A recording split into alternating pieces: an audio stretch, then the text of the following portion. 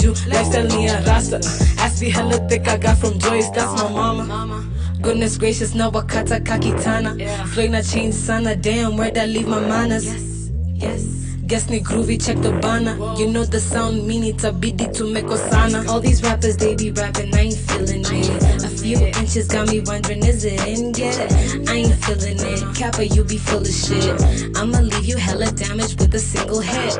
All these rappers, they be rapping, I ain't feeling it. A few inches got me wondering, is it in? Get it? I ain't feeling it. Kappa, you be full of shit. I'ma leave you hella damaged with a single hit.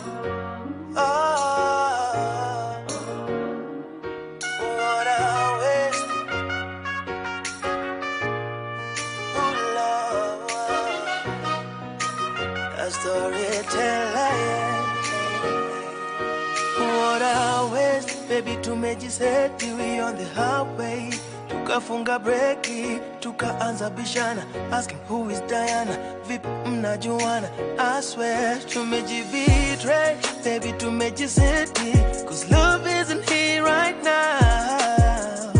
I guess we'll never know mali hii story ingeenda. Tulichoanza kuja tumalize, kinachokwaza baby ziandike, punguza drama baby zitushike, washa kishada. I don't wanna argue, kako sawa, miko sawa. Kako sawa, miko sawa. Akizile vitu tulipanga, ukanishukisha namba. Najuna misi hiki, tanda, vile visa na visanga. Akizile vitu tulifanya, kamlo badilishe namba.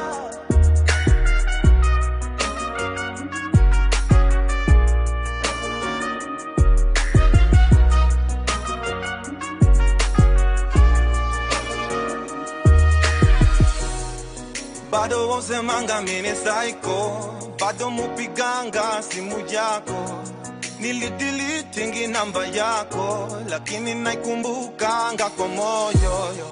And I just can't explain, thoughts of you and me keep going up and down in my brain. And you were looking for some love, didn't care for the fame. I was looking for a good time playing the game, yeah. And now you're stuck on my lane, moving in together, baby, it was never the same. Oh, it's such a shame, kila saa tunagombana.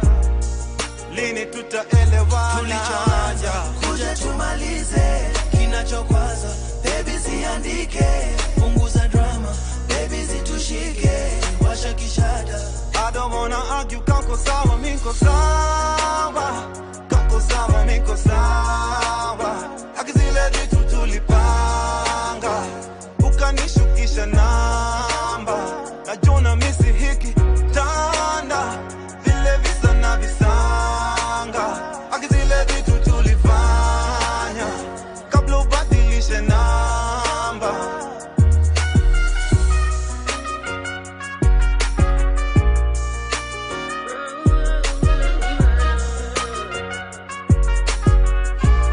I don't wanna argue, kako sawa, miko sawa.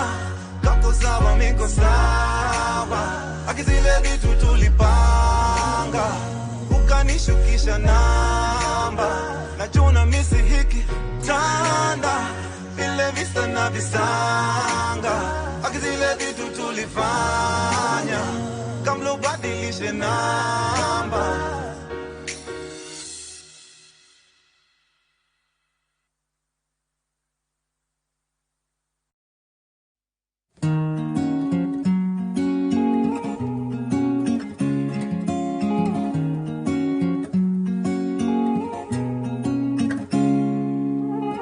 When I get sober, I'll get my act together. will put my life in order. No longer be a victim of the devil on my shoulder. Lord knows I've been lost for way too long. I'm getting older. Now move down now, yo, myself.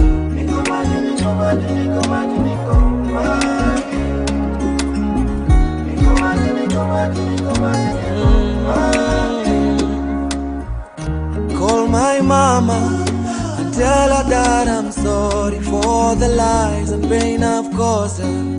And tell her that I never meant to turn out like my father.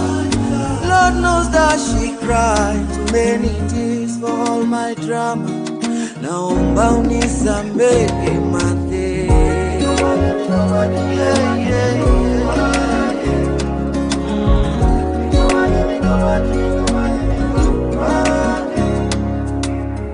I call my daughter, listen to the stories of a guy that she called father. Hope I get the courage to say sorry to her mother. Lord knows that she tried to make it work. I pray the karma will be easy on me.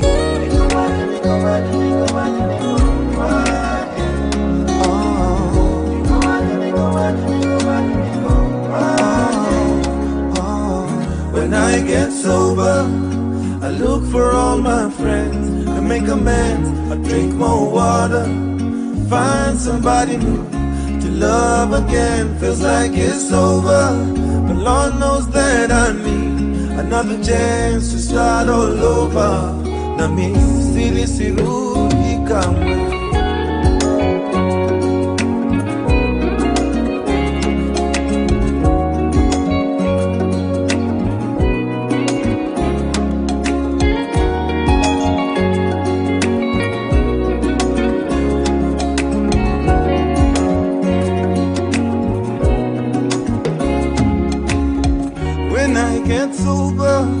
I'll get my act together.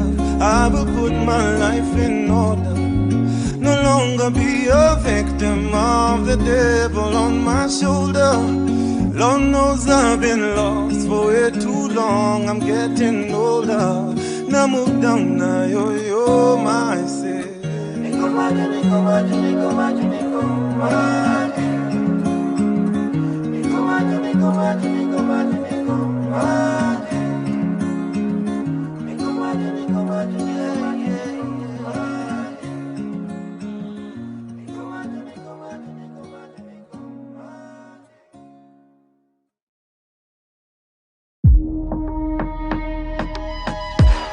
This is Hendrix Sound. Woman, you run things. Woman, you run things. Baby, you got it on lock, you got it, and that's for sure. Okay, show yourself, you make that man them go loco. Vela unajibeba tu. What a man can do, a woman can do, times two get chase at you. Cause they're watching you. Feeling not far, feeling not chase out. Me took a far, chase that paper when your star, yeah, blaze away. Feeling not far, feeling not chase out. Me took a far, chase that paper when your star, yeah, blaze away. Woman, you run things. Woman, you run my world, and I'm counting on you. Nyangu shangi, and I'm loving the view. You know I love to see my girls on top. Yeah, run things. Woman, you run my world, and I'm counting on you. Nyangu shangi, and I'm loving the view. You know I love to see my girls on top. Nina limita show pakisina mina saka bro uradi ngapi hatujui jo mina saka zake show kalesa nina piga I don't know leo itajipa ama kegita nipoza tu kwa chuo mina dai change mina dai njia mina dai dem govatani pigania tuna dai fame tuna dai madinga na iwezi kuwa tukilenga hizi shida the world anapiga mboka zero scandalous dunia nzima deserve a kind of love usibishane na unajua formula Ahana smile, kame na wiri Mkononi bangili, unanifanya nahisi kama kama tajiri joki kamilika milima. Woman, you run things, woman, you run my world, and I'm counting on you, Nyangu Shangi, and I'm loving the view, you know I love to see my girls on top. Yeah, run things, woman, you run my world, and I'm counting on you, Nyangu Shangi, and I'm loving the view, you know I love to see my girls on top. Vile na far, vile unatesa, umetoka far, chase that paper when you're far, yeah, blaze away. Vile na far, vile unatesa, umetoka far, chase that paper when you're far, yeah, blaze away. Woman, you run things.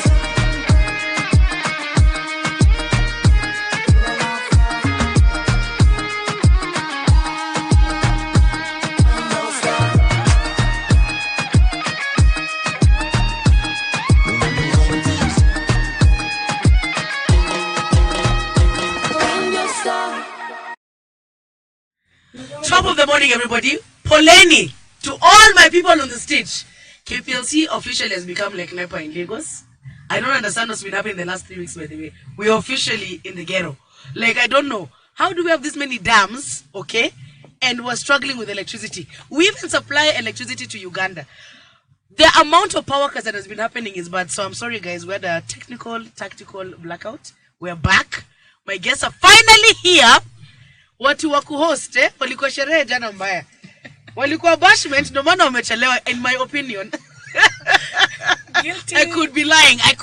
Guilty as charged. Guys, can you just say hi to my people, please? Hi from Mr. Upepo hapa aka J Ranking Kenya in the building. Alianza na ile sexy voice akarealize let me just be myself. Alianza na bedroom what do you call it? Bedroom voice. I'm like relax bro, relax. Hey madam, Me, I'm just simple. Noni Karanja, I'm a Noni Nons. Kama tu hivyo. Msikia hiyo nickname my guys. Lakini guys, if you're going to approach her for the first time, usianze na Noni Nons. You're not that familiar. Yeah. Humble yourself please, Tulia. That's for gang. Tulia. Unaanza na Noni Karanja. Unaanza na Noni Karanja please. Jina ID. Msichome mwanze na Noni Nons. So karibuni guys, you're on the stage. Thank you. Sana. On Icon Radio. So like we've been mentioning to all our people and letting them know what we're going to be discussing today. It's in regards to club hosting. Now, I will say this. A couple of episodes of the show, I've talked about it, from my experience and what I've seen on ground, blah, blah, blah. But I've never actually had hosts in studio. So you guys are the first one. So you're representing the industry right now. Amazing. Okay? You're representing the Kenyan hosting industry. We're so ready. You're ready. Honored. Now, I have my own personal opinions, okay? That I've shared exclusively and extensively with Noni numerous times and my feelings about it. But I want to hear firsthand from you guys. So first things first, Mr. Upepo. Yes. Tell the people first of all where this Mr. Upepo thing came from. Like you create FOMO unprovoked. Kamsa. Like I had no intention of wanting, but now I'm like, if everybody's going, they even may want to go. So where did that come from? Like what inspired that? What inspired me to come with the nickname Mr. Upepo was I had to be unique and outstanding. Yeah. Lazima differentiate. Right. There are so many hosts nowadays. Kuna wale top super host na kuna wale of course me a host. Of course you can't place yourself. Kweli. This is why you're J ranking. This is Una ranked what? And a rank was it. So the name Upepo nilikuwa nimekaa tu kwa nyumba. And I decided to watch some these slang shows on Diman Mkare Classic, the Ubinja TV. Okay. So the word Upepo came from there, and I decided to be smart and use it as fast. Okay. Because the guys hapo walikuwa wanaongea sheng ya huko. Yeah. Islando, chali fulani akasema sijui Upepo leo tunapepea na Upepo. Nikakaa hivi kidogo, and then I was in the middle of there's some things I use that speed up in a speed brain activity. Speed brain activity. Yeah. I love it. As I tell you all the time, the stitch is lit, man. It's lit. But politically correct at the same time. So the first event I did, I decided to maybe try it. Because I had a notebook actually. I was trying to write it down and putting the sentence into order. Yeah. So instead of kuambia watu, instead of kurefusha maneno naambia mtu na call mtu leo jioni unamwambia ni aje ni wapi kuna happen Noni, instead of those long words just short unaimake it short unasema ni aje wase Upepo wapi. Okay. So it's a short, in another words Kiswahili word ni short form ya wapi kuna happen. Okay. I love that. I love that there's an actual like logical thought process behind it. That's very clever, and I think that's why it's working so well for you because so I had you to stand actually out. planned. Yeah. You know what I mean? It's not just some random thing. I didn't wake up one day nikasema upepo. Yeah. Hata before ni tumie for that first event, Yeah. I took like a week. Kwanza nione vile watu. We test it out. And then nikaipost wasi walikuwa wanaanza upepo? Unamaanisha nini upepo? Upepo wapi unamaanisha nini? Nikafungua Instagram page nikaandika upepo. But then you actually have an entire Instagram page behind it as well. For the Upepo Nation. I have an Upepo Nation. Upepo Nation. Yeah. My guys. Committed to the cause. Hii sherehe mnataka kupeleka wa Kenya mbio mbaya sana. Lazima. What? Okay, and Noni. So with your brand, I've seen you got t-shirts going on now and jumpers to push the agenda. Now, listen, most people and most artists, let me put it this way, when they put out their personal brands, they don't put their names on it. You know what I mean? Your favorite, Chris Brown. Akotuna ma atwa graphics. Some of them don't make sense to none of us, but you want to buy the shirt. And what's very interesting for me with Noni's brand and even how your logo has been done is I'm not called Noni, but I'm more than happy to wear it. You understand what I'm trying to say? Which I thought was very clever. So tell me behind the vision behind the logo. Okay, so initially, I realized a lot of DJs. Most DJs have their own brand. Yes. Because when you check into their gigs, you'll see on their laptop they have a sticker of their brand. Yes. On their Instagram page, they have their logo there. Yeah. Like it allows them to have their own brand name. Yes. In case even if somebody else wants to work with them, there is that brand visibility. Got you. Instead of just saying DJ so and so. Yeah. So I was encouraged by shout out to DJ Rickmo by there and Sparky Nderu because they're the ones who actually encouraged me, told me, Noni, why don't you just create your own logo? Just like a lot of hosts are not doing this. Yes. Why don't you be one of the hosts who has their own logo and their own apparel, and you can even sell it and make money? Yeah. So they gave me a contact of somebody who designs a logo professionally. Love it. So what I told him is I would want my initials and probably maybe like an image of my face, but not specifically just my face in full color. Got you. So, and then of course the Noni Karanja. But I usually tell my clients who want to buy, if you want the logo on its own, you can have the logo on its own. And even with the logo on its own, you'll still know that this is a Noni Karanja brand. Yes. So that's basically where it came from. But that's what I'm saying. It's very clever because as a host or club promoter, it's your face that's ideally correct behind. You know what I mean? So if you're gonna create a logo as a host or club promoter, because you're selling yourself. Yeah.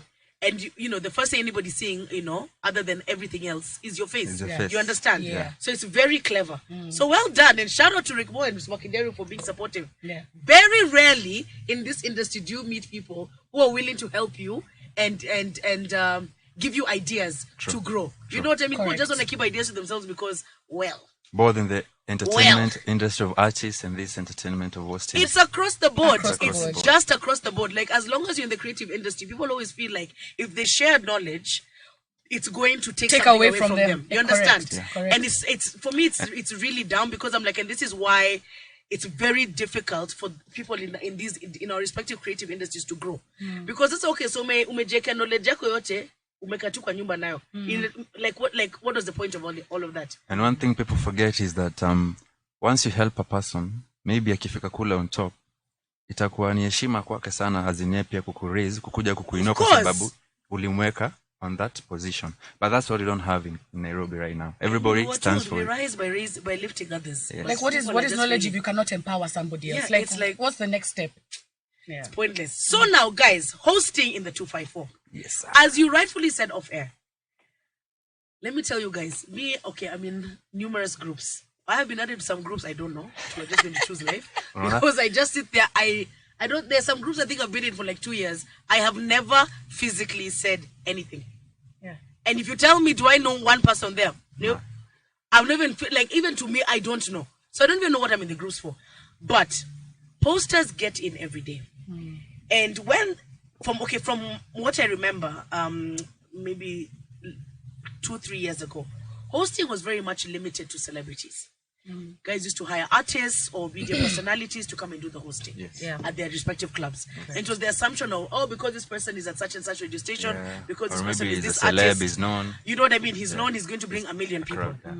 And thank God, club owners came to realize that you can have 3,000 million followers.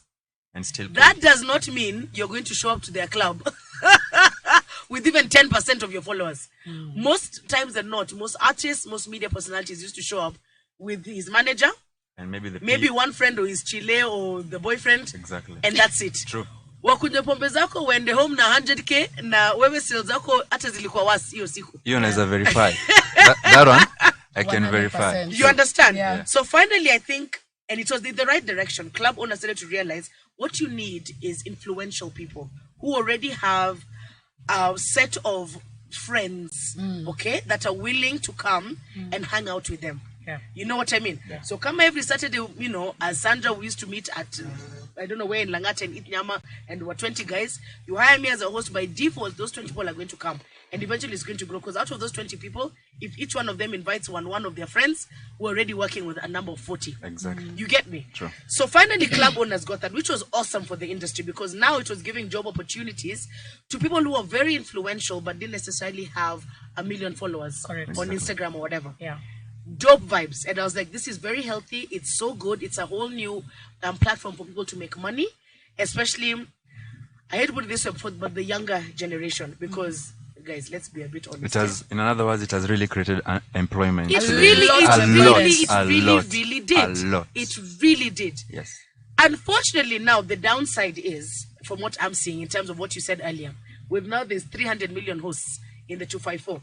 I can't keep up. Yeah. Yes. And I'm not seeing the value anymore Yeah. in maybe almost 70% of them. Right. You understand? Yeah. Because it's now been watered down to just a hot girl in half zero clothes on a poster, Yeah. to ideally just jazz our Just club. pull the. Do you get what I mean? Because I get. sometimes I'm even like, even the graphics in the poster, they don't even care anymore about how the graphics look. Yeah, like as what long as pictures it's a that they half use. naked girl. Yeah. You look at the graphics, you're like, artist says this on my address vizuri. Right. You know what I mean? But the big picture is just massive cleavage. Of the girl on the poster. Yeah, like a You understand? Yeah. I'm like, what's going on here?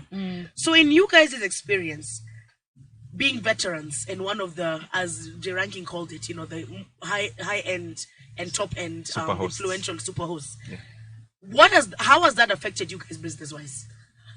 I think from my point of view, what I will say is when a club owner approaches you, because right now, as you said, there are so many hosts right now. Yeah. And when it comes to even in terms of how much they are being paid, a club owner might think, if you're asking for more than 5,000, then it's not worth it. But at the end of the day, what value is that host bringing? Yeah. As you said, there are those hosts, just a pretty picture, they show up, drink their complimentaries With their friends. 2 or 3 of them. smoke their shisha, Get paid, then go home. and then go home. Yeah. You understand? Yeah. But someone like, just as he has even explained to you, there's a thought process behind his brand. Yeah. There's a thought process behind my brand. Yeah. We've both invested in our brand. We've taken that money that we're being paid and invested it back into our brand so that we give people quality. Yeah. Even on ground, I like to work closely with club owners and tell them, okay, may I have some friends coming, a group of 10 people. Yeah. Can you give us like nice, like, packages for food and drinks so that you specialize whatever service that you're giving to that group of people that are coming so that they can feel special. Yeah. As opposed to just people walking into the club, buying their drinks, ordering their food and going. Yeah. And that way you'll be able to grow your following. You understand? Yeah. So just basically giving that specialized treatment to the people that are coming. Yeah. And for you? From my point of view, this is the difference. I'll just say a simple word. Yeah. Kuna super host na nimesema kuna wale wengine. Mia host. Let me just use Mia. that word. Yeah. M-E-R-E. M-E-R-E. Mia host. For real, because you can't compare. Huyu ameinvest na brand yake. Yule anajua tu kukuja apewe pombe moja kila siku. Yeah. Why would you come to a club? You have like 4 gigs in a week. Yeah. Mbona ulipwe 20k? While kuna huyu super host anaweza lipwa hiyo 4 gigs in a week apewe kama 60-50. You see, this is the difference in a come up. Yeah. So super host, with the brand that you're building yourself, you get the advantage even to work with bigger club and bigger brands. Because wanakuaminia, wanajua huyu ni msee anaweza pull, huyu ni msee anaweza pull sales, unajua? Yeah. So the moment unajibrand, unafaa pia uangalie mbele, unajibrand kwa nini? Is it just for this whole 1 week? Ama tu ni, unataka tu kwenda club, upo hiyo 5k rudi kwa nyumba. Yeah. Unaona, uende home. So this is it. You brand yourself, quality, mnasema quality? Quantity. Quality? over quantity. Quality over quantity. Quality over quantity. Yeah. You see, so I'd rather host 3 gigs in a week nilipo hiyo 60 than ni host gigs 5 sijui Monday to Friday nitoke na 20k.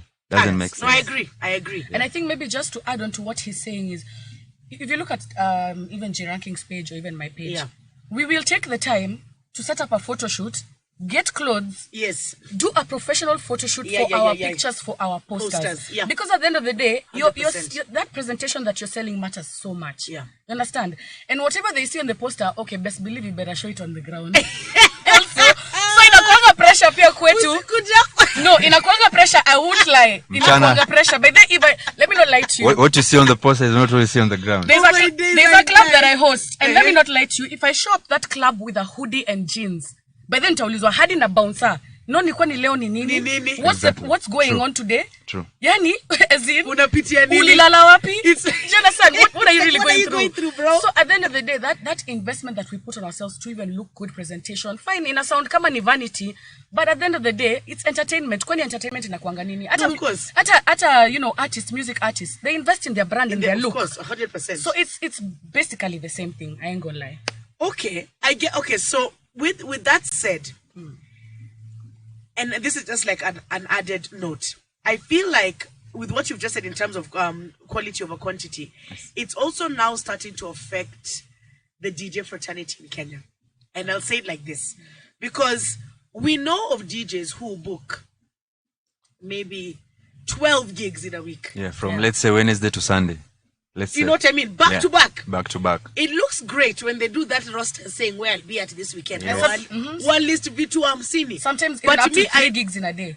But me, I know for a fact, even some of our big headlining DJs, they're in a situation where each gig is paying them 6 Gs. And this is like some of the top 5 DJs. And I sat and asked myself, hey bro, you're in the top 5 Kenyan DJs in terms of ranking out of the OGs or the veterans. Yeah. Okay? Yeah. So you started DJing 20 years ago. When people were still going to Simas. So do you know what I mean? Yes. So you're one of the OGs. Why are you agreeing to be paid 6,000 bob 17 times in a week? Right. Why? Logically in their mind, it's like, but it's a bulk money. I'm like, as opposed to this other DJ mwenye amefanya gigs zake 3 ama 2 akona 80 yake na akona 80 100k yake amechill kwa nyumba. You understand? And it's very sudden, and it's because now all of a sudden, and I don't know whether it's a good thing for what you hosts have done, whether it's a bad thing. The pressure has been applied because now club owners are saying between the host and the DJ we need sales. Correct. You see what I mean? Yeah. So you guys have been pressure to make sure you bring people to sales so that you can get paid. DJ is also been given the same requirement. Yeah. If you want me to book you at my club, guarantee that you're going to jazz up for me at least 3 tables to justify the money you're asking for. Because in those 3 tables, the spending they'll do is maybe 40-50k. So ukikuja uniambia unataka nikulipe 40k, bring people who can match that money. You understand? Correct. Exactly. But now the downside for me is this. In my opinion, the DJ and the host, that's not your job. In my opinion, your job is not to make sales. That is the job of the marketing manager in the respective clubs. And I feel like marketing managers in the clubs are getting away with earning money for work they've not done. Yes, They're through getting away hosts. with murder. For real. All they're doing is For sending you a poster, wakiambia mtu wao graphics watengeneze poster. Let me tell you, do you know how bad it gets? I have had gigs where, and this was when I was starting out when I was a rookie. Yeah. Right now, by the way, over my dead body, will I accept something like that? Someone comes and tells you, "Sam, I'll give you this gig." And that time I was new. Yeah. It was at a time when fellow hosts did not have that habit of, and giving people advice on what you should do and what you should not do. So me, I was like taking what I could get because I was trying to, and not forgetting we are coming out from the COVID period. So any job that you can get, you take and you run with it. Yeah. But you get a club owner coming to tell you, I'll give you the night, bring for me sales and I'll give you 10% of sales. Hey. Where? That's a setup. Fail. That's a setup. Sema fail. That's a setup. Fail. Big major fail. That's a setup. Because at the end of the day, even if you brought in sales, will they be transparent enough with you to show you their numbers? Of course not. And then again, to add on that, as a host, you might be having an influence on social media. Yeah. There are people who like low-key. They won't tell you they're coming to the club. Yes. You wouldn't know who's your person and who's not, unless akwambie, niaje, Nakam. ama, nimekuona niko pahali Flani, yeah. Now, as a host, you're expected to sit with your crew. This is how it goes. Yeah. Unakuja unaambiwa, hizi meza 4 ni zako. Yeah. Unakaa hapo na watu wako. That's There are people hawataki kukaa na host because of the pictures, hizo ma social media. Yeah, akina mimi. Wanapenda low key things, you see. So let's say for example you Sandra, ukuja kwa club umekuja kusupport Noni.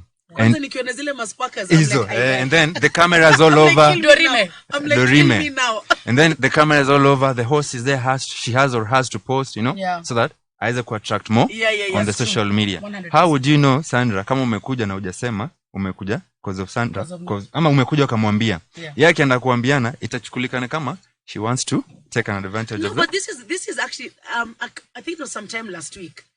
Was it the week before? This was the thing, and the club owner was trying to say you did bring people, and I was like, did you want the DJ to walk around and point out and say, this person is here because of me. This is my uncle. This is my best friend from when I was 12. You know what I mean? I was like, it doesn't make sense. And the club owner on the other side is saying, okay, so I know we agreed to pay you X amount. Right. Can we do it? Can we cut it in half? And I remember my reaction was absolutely not. I'm like, what is a DJ? A DJ's job is to play music. Make sure the crowd Did he show up and play music? Yes. His job was done. That was part one. What is the job of the host? What was your terms and conditions? Post, market, show up with people for your table or whatever. Did that host do that? Yes. The overall sales have nothing to do with you. Have nothing to do with you. You know what I mean? Either the host has brought sales or not, despite that ako hapo kwa location. Amefanya job kabla. Let's say the event is on a Friday. You've been posting Monday, Tuesday, Wednesday till Friday. Then ukuje uambiwe atijua ukuja na sales, and because maybe you didn't reach any target, you can't be paid. You can't be paid. And now this is what I'm saying. I feel like it's been a good thing because it's given pressure to people to understand that, like, how to rank themselves, for lack of better words. But at the same time, I think the pressure has now made it that club owners have stopped doing their job. I can't open a club and I'm trying to make somebody else do the sales for me. It doesn't work that way. You understand? If you open a duka today, I can't start saying, Ati, the askari of outside my kiosk, or outside the estate where my kiosk is, should secure for me sales. You know what I mean? It's my job. I've gone and hired a whole marketing manager that I'm paying every month. Right. What is your marketing manager doing? Ni kama ufungue kao shalafu ombe msanyanoshia hizo gari. Atakapa kuanga na gari 10 daily. 100 every day. Like, how is that his business? You understand? No, yeah, and this is what I feel like collectively as hosts in Kenya, you guys now have to start fighting back the club owners and the club owners fraternity, because they're slowly turning you guys, they're making you do 3 jobs for the payment of 1. I totally agree with you. Yeah. True. You understand? Yeah. Because you're looking for the DJs, you're doing the marketing, you're the ones who have to come and post for their social media. They don't even post. They have to wait for you to post. For you to post and then they repost. So I'm like, you're doing the jobs of 3 people for the payment of 1. I'm like, it's not fair. Yet those other job titles, they have employees that are being paid a salary. So they should then retransfer that salary basi wakupatie host kufanya hiyo marketing na everything. Mara moja. True. And you understand? True. So I think even in your rate cards, outside of the hosting part of physically showing up with X number of people, it should include, for social media posts, this is what I normally charge. I will give you, and it's the same way I do right now with some of the people I manage. We'll give you some value add. So we'll say for social media posts, we charge, let's say 20K a post. So what we'll do is we'll charge you for 4 posts, but I'll do for you 3 pro bono. Right. You understand? Right. I think that's what you guys should start doing, because the downside of just being super supportive or whatever it is that decided you to host and you overpost that place, you start being locked down with your brand to that one club. To that whole club, sure. You see? Yeah. And so if there's anybody else who's interested in you, automatically, when they go on your page, they'll say you and constantly they're like, haiwezi kwa sababu she's already booked. For 6 months, ameshinda tu akipost, so labda it's not on our brand, because you're also losing out in that. That makes a lot of sense. You get me? Yeah. So I think that restructure needs to happen. I agree with correct. you. Yeah? True. We need to sit down as hosts. I think maybe just to add onto what you guys are saying, even as opposed to like, Ati, are we going to point out who has come to support us on our night? There's some clubs that have people who are following me had no idea about. Yes. It might not even be on the specific day that I'm hosting. Yeah. But they go there till this day because of me. Yeah. Because of what? Because of me. Aliona hiyo post kwa page yake. Yeah. They're like, Noni "What's going on?" advertised that club on Friday. Inakaa fiti, watu wanataka kujaribu. But they can't come. Hiyo siku Noni yako juu maybe ako held up ama ako tight kwingine. But hawajui maybe from Monday to Sunday kuna mabeshte wa Noni ambao wanamfuata social media wanakujanga maybe respective days. Hawezi jua. You see, 100%. that's what they forget because wao wanafikiria as a host Just it's that only day. for that night. Yeah. And that's Doesn't it. make any sense. 100%. Imagine. Okay, so we're gonna get into some jams, kidogo, because people are like, "Hey, it's Friday, bana." They want some music. They want some music. For some turn up leo. So I wanted to get some music. Then we're gonna get back and now discuss the disadvantages and advantages of hosting in the 254. Amazing. And then what you guys' future plans are before we figure out what the Sheree plans in the 254 this weekend are. Amazing. Because I'm hearing kuna mabashment stops over the weekend, but I am adulting. Juile Kuchoma it happened last week. Whoa. So let's get into some music. You guys will be back in a few. Catch you in a second. One entertainment plug.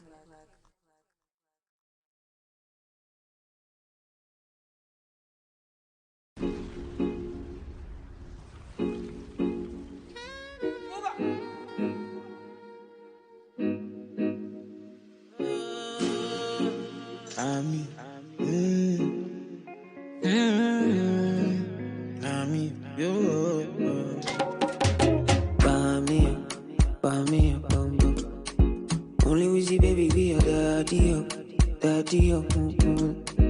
Because me I don't get time, but me baby don't kill my vibe, but me. Shall we go make up till the morning? Oh my ninja make up when he love Jacka Zoro Dale Mogbe. If we do I make we so free now. Cause all my money I go give Titi Lala I'm a shy Mogbe, yeah. Ebelebe, you know. See your love is so insane, oh. Now only you every day, more. Need my head with a grace, oh. Baby, girl, for you I'm mad all the time, oh. They know if you quench I won't flame, oh. And I'm not afraid to let you know, say now you are one and I'm loving the things you did make me do now. Go shorty, don't treat me like a fool now. Oh baby, baby girl I know be you now. Go shorty, now me be one for you now. Say every morning, every night, every day, oh my baby.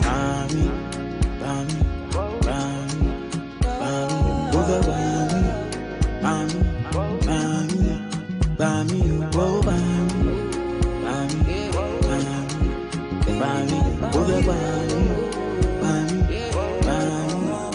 Me say no. Somebody call the popo. I want to report the murder case. Murder. Somebody call the popo. On my baby, oh. One man down on the love highway. Give me my shell. I'ma do the fact by me, oh. Look what you done to me. Look what you done to me, oh my, oh my. Somebody call the popo. This love, it gon' make me commit, oh my baby, oh. Do me tender, oh love you, oh my. Bami, over Bami, Bami, oh Bami,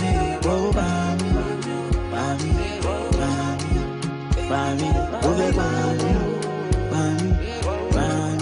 Melatonin overdose. One shot only I have to know. I get high when my life is slow. Cause up there it just feels like home. Everywhere my round, no time to check calendar. No time, you can't kill my vibe. No, you can't kill my vibe. Bami, only we see baby be your daddy, oh. Because me I don't get time, but me, baby don't kill my vibe, but me.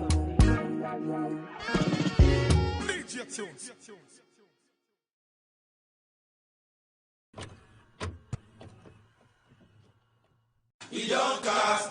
Last, now everybody go to breakfast. Shayo. Shayo.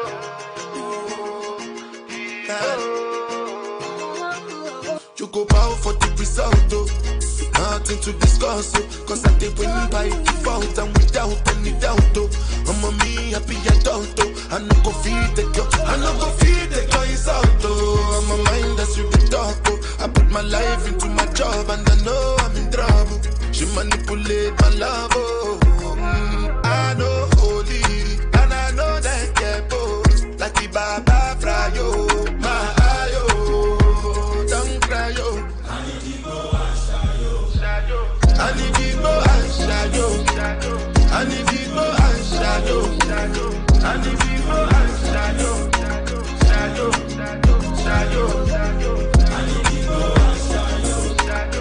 need you go and shadow. I need you go and shadow. I did put a cotton and kill Soboma. I did try to buy moto, want Toyota Corolla. My feelings been they swing like Django Lover. Feelings been they swing like Django Lover. Now you crash your Ferrari for Lucky Bona. Now so much you remake could have been all over. My feelings today swing like Django Lover. Feelings today swing like Timbani at you. I'm a white dog in Fenisu. Why you say I did nothing for you when if I do anything you want me to do? Timbani at you. I'm a white dog in Fenisu. Why you say I did nothing for you when if I do anything you want me to do? Maybe another time, maybe another life. You will be my wife and we'll get it right. We don't cast, last. Now everybody go to breakfast. Have to say bye-bye, yo. Bye-bye, yo. To the love of my life. My ayo, don't cry, yo. I need you go and shadow. I need you go and shadow. I need you go and shadow. I need you go and shadow. I need you go and shadow. I need you go and shadow. I need you go and shadow.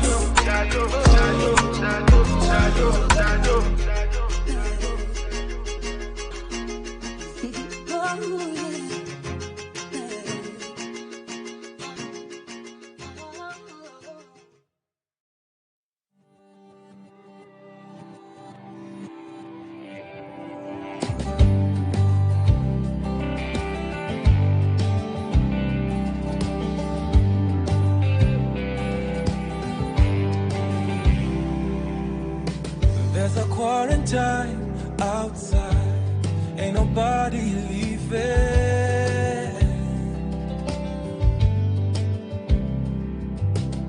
It's after Valentine's, not yet July, and I wish it wasn't raining here. Oh. And I know you don't believe when I said I miss you more. But you don't know what I give to walk right to your door. Just to hear you say everything will be alright. Shit happens for a reason. We're finding ways to pass the time, searching for new meaning. I'm thinking maybe it's a sign for me and you to take this time to reset and rewind.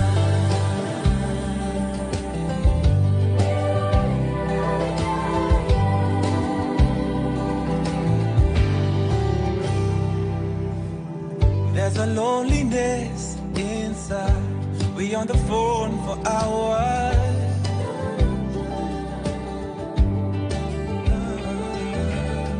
And we're laughing about all the times I never bought you flowers.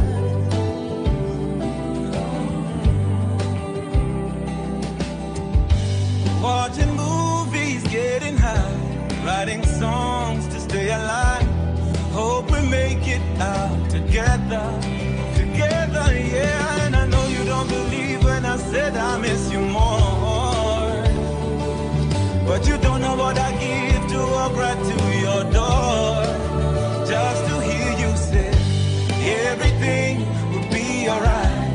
happens for a reason. We're finding ways to pass the time, searching for new meaning. I'm thinking maybe it's a sign for me and you to take this time to reset and revive.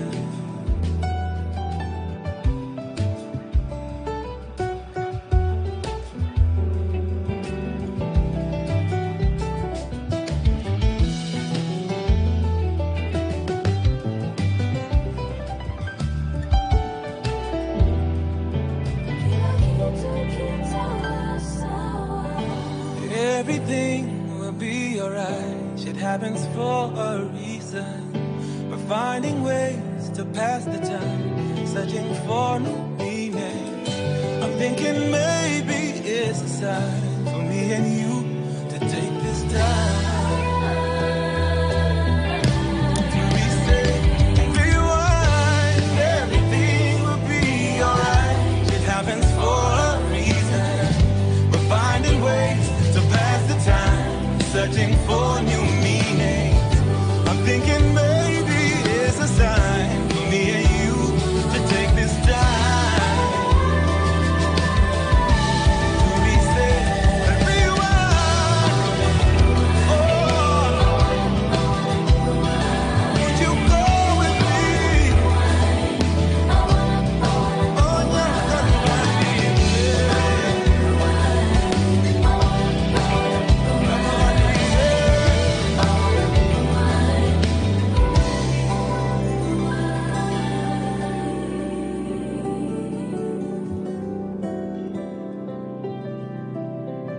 to reset and rewind.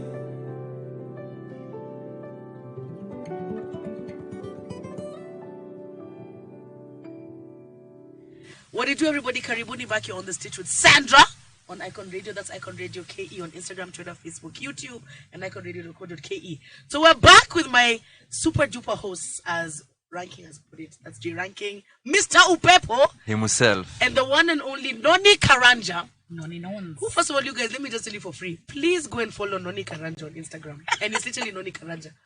Because if there's somebody who lives on memes and you will die, you can be having the worst possible day. But the things she posts, and you have to really get that humor.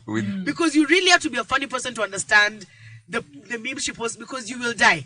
True. I mean, you will literally, like I cannot. Oh my God, I live, like your page is lit. I'm just here to brighten your day. Like your page is lit. Yep. Hey, my goodness. So we're discussing all things hosting, and we've now established that you guys are going to rework around your rate cards. Okay? To tell this club owners, you're not gonna make me do the job of 3 people. Yeah. Okay? And pay me for one for person's one job. person. And then even with that, you're still trying to give me a hard time telling me there were no sales. Correct. Highwaysy. Highwaysy. Okay? True. So I want to know your biggest disadvantages and advantages in the industry. Yani, Jerangi Bakame, He's ready. He's ready. He's ready to shoot. Yo, let's get it. Disadvantages. Hazitaki miwani ba. You wanna look people in the eye. In the eye. Let me direct. Come to me directly. Yes, I wanna look Sandra in the eye. Na watu ambao wanatusikiza pia. Nataka kuona in the eye through the mic, you know? Oh my days. Tell us. So as Mr. Upepo, kuna a lot of disadvantages for hosts. Let me just go mentioning like 5 of them kwanza. And then we can go through. Utakuwa unauliza and then we can go through. So 1, unaambiwa host. Some clubs call you to host, they don't give you liquor, they don't give you food. So umekuja kuhost. So unashangaa umekuja kuhost na pesa yako. Utoe pesa tena ndio ulipwe ama. Can you imagine umekuja na your crew? But I thought the bare minimum was to cover your hospitality. Not for Rider. all of these guys. Not for all of these guys. People are suffering outside here. Sorry, okay, I didn't know this. I did know that that's a thing. It has happened to me, I can tell you. Same here. That's why I mentioned it as a fact. Ataka Gilbis too. Can you imagine Mr. Pepper with all this big brand? Unakosa kupewa pombe kwa club, unakosa kupewa chakula za host. Umetoka kwako saa 2 hujakula. Unafaa kutoka kwa club 4. Haupoi pombe and you're supposed to pull a crowd. Where's the motivation in that? Okay, you know what? I feel like every week we need to have a name and shame them episode of clubs on the stage. We're the ones who letting the industry down. We just call them out. No hard feelings. It's not out of like madara or anything. It's just to be like, bro, do better. Do better. In the anticipation that the week after they're going to have restructured. You understand? Yeah. Because I feel like, okay, I understand people don't in this country especially, they don't like calling people out like that for things they do. But I think it's really important because that's why people get away with the things they get away with. 100%. You understand? You umerudi kwa Because nyumba. utasema no because umesema iwezi, but there'll be 7 others behind you who are going to take on that thing, and that's the norm. And it shouldn't be. Yes. You Shouldn't be. understand? Yes. So you've got to just be brave enough. You know what I mean? And I want to make it deep for a split second. I'm sorry. Yeah. If Rosa Parks alikaa kwa bus, come on now. Nalikata kusonga. Come on now. You know what I mean? Like, And she had more to lose. Her you life. know what I mean? She literally had a life to lose. Yeah. Like, come on now. Just, I feel like okay, I want to make this a little segment on the stage moving forward. We're Name them literally and going to shame have a them. name and shame them. No. Let me take on the responsibility of calling them out. I won't say who told me the information, but then I'll just say such and such a club. Anonymous. This is what you've done this week to and it's not right. Do better. Yeah. Just as an alert to anybody else who they're trying to talk to. True. Yeah. You understand? True. Okay. Like, just to add to that, you see this cancel culture that's in the States. Yeah. And if guys can understand that the moment you name these people out, Yes. you're allowing people to be able to raise the bar 100%. and standards. And I'll 100%. shout out somebody. I might not be specifically naming and shaming clubs. Yeah. I will shout out someone like Joe Mushiri. Yeah. Joe Mushiri, you cannot control his tongue. You cannot. If he has an opinion, it doesn't matter if it's the president, the Yes. MP, the governor. 100%. He will name you and he will shame you. Yeah. And that's why even in how he conducts himself business-wise and his career, people come to him correct. Yeah. They don't come to him sideways Yeah, because yeah. they know this guy is not anything to play with. 100%. So we need to be able to, get used to that culture. Agreed. Fully agreed. Second disadvantage. As a host, you come, you host. Today is Friday. They delay to pay you. Imagine, ukuja was Friday, ulipo next Friday. A whole Sorry? week, 7 days. 7 days. It has happened to me. You keep on calling people from Same here. Saturday. Unawa call Sunday. You pulled sales. Just to pay you 10K is what it takes somebody 4 days, 3 days, surely. The DJ alitoka jana usiku akalipwa. Yeah. Wewe as a host, uende ushinde ukipigia mtu simu akulipe. Some And you DJs already are agreed. paid deposit upfront. Upfront, and before we they hear. leave with their balance at the end of the night that they've played. As it should. And I think that also should inafai kuja kwa host hiyo kulipwa upfront pia. Yeah. Ndio how serious we are also. No, but that's what I'm saying. You guys, now that this has become an industry, because right now it's a full-fledged industry. Yeah. It's no longer just that get a celebrity blah blah. It's now a full-fledged industry. Yeah. You know what I mean? Yeah. And you guys being ideally the main part of the main pioneers and veterans and stakeholders in that industry. Realistically speaking, it's your responsibility now to create those structures and implement them. Yeah. Exactly. So let a club owner say, ubaya Noni and atakutumia invoice prior to arrival, or like you've told her she's gonna host on Friday. By Tuesday, Noni ashakutumia invoice yake. So iko kwa accounts office. Already? And the invoice stipulates Everything is you must pay documented. 75% Everything is documented. deposit Yeah, true. Prior to even doing one post. Yeah. You know what I mean? Yeah. So lazima ukutumia deposit yako kwanza. The moment hata poster imetoka na wewe kwa poster. Yes, you Yeah. should have paid me by deposit, because you see what it's going to do is it's going to require the industry as a whole to start treating this business professionally. Because right now it's that thing of, hey bro, ACES, highways. You know what I mean? And so as hosts yourselves, allowing those, it's because I know so and that club, but your urafiki is what is making people not take it seriously as it should be. You understand? Because for example, Stato, when we see, or like globally, all the different hosts, the ones who are usually on Siju Love and Hip Hop, Real Housewives, I don't know what. Yeah. None of those people are ever going to post a poster without having been paid a deposit. 100%. Exactly. True. And that applies in everything. Whether you're working in advertising, whether you're working on, it doesn't matter. You have to have been paid a certain amount of money prior to even the poster going up. Hata before pewa gari for kahaya. Yes. Unafanyanga nini? Do you get what I mean? Yeah. But that's what I'm saying. So you guys need to implement those structures so that these people can start not messing around like that. For example, I have a friend, a DJ friend, and I think he just avoids telling me some things because Zangu uni extreme. Like I don't know how I can. There's some things that do make sense. He had not been paid with the club for 2 months, And he's been and working. the guy, he had not been working. He did the gig. Okay. He had been fortilieng for a solid 2 months, and the club manager keeps telling him, oh bro, unajua sales imekuwa mbaya, I don't know what. So the day he came to tell me this, I paused. I was like, wait, ati gig ilikuwa when? I was like 2 months ago. Okay. So nikasema, baba, just 1 second. Tukampigia huyo manager. I was like, hi, my name is so and so. I'm representing this guy. DJ, yeah. You've not paid him for 2 months, and you're saying there's no sales. So I said, so now, because you've decided to make this super childish and stupid, let me match your energy. So I asked him, so you're telling me for the last 60 days, you guys have closed your compound? The club has been, you put a padlock. Since last you played. Then he said, no. So I said, so for 60 days, you've not sold one Tusker. For 60 days, you've not sold one platter of or water or soda. And chicken. For 60 days, none of your staff have been paid. For 60 days, you yourself as the manager, you've not gotten a salary. So ujalipa rent kwako for 2 months. Wewe mwenyewe unajaribu kuniambia sahi, there's been no music playing at your club. Then I took it a step further and I told him, I'm kindly parked outside in the parking lot. Obviously, I wasn't. Checkmate. I was like, I can see your doors are open. So please explain to me how you're telling me you've not made any sales, but your doors are open. How are you paying for that electricity? How are you paying the water bills? How are you paying the stuff that are there? So the guy paused. So I told him, so Baba, do this. I'm giving you a maximum of 30 minutes. And if not, you've not sent that money in 30 minutes, I'm going to post you on the DJ group because there's a page 254 page with the DJs. And I was like, I'm going to post your club there with what you have stated today. And we're going to blacklist you in the industry. Good luck with getting any headlining DJ to come and play there again. And I don't think it even took 15 minutes. He had M-Pesa the money. Like, so he had purposely been refusing to pay him and taking him around in circles. Wow. And I guess I can add to that. Yeah. It's because they do that because when I think we don't have any people who can.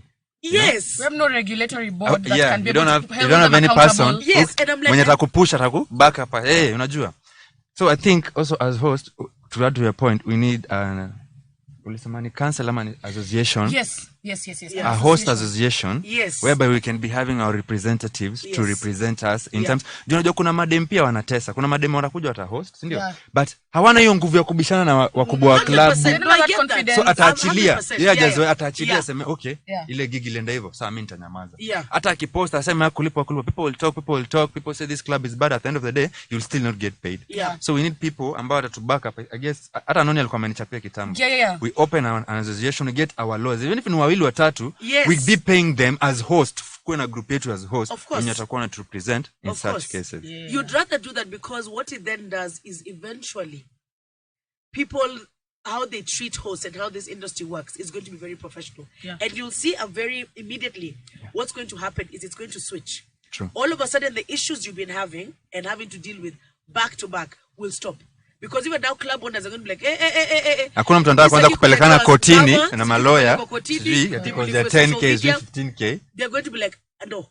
And in the flip side also, once that is done, it will also hold us hosts to a higher standard. Yes, exactly. And the same thing that we're talking about, a host is not, there's the super host and the mere host, as he calls it. But you know, so now, it will force the mere hosts to graduate and be a super host. So it's dozens of like, if you don't invest in your brand, please don't expect to be booked for these gigs. So it's gonna be a win-win at the end of the day. 100%. And just again, we are actually working on an association. Love it. I think I'll do a big shout out to MC Stano. We've been discussing it. We've been planning a meeting, but because of this festive season, people are all over the place. It's quite busy. Of course. Getting everybody together has been quite difficult, but I can guarantee you that is something that is in the works and it's going to happen. And when it does, as a 2020 club owners, they will know the value that we've been bringing, as they should. Because you see, like I think Mr. Pepper, you can attest to this. A few weeks back, I decided to bite the bullet. You know, me I was Martin Luther King. I was the one who was standing in the line of fire, and I said, you know what, I'm going to name them and shame them on my page, and I will tag them. There's a club, I'm not going to mention the name. And I did not go because of you. Yeah. You can tell them. Yes. So there's a club I was supposed to be, I went and hosted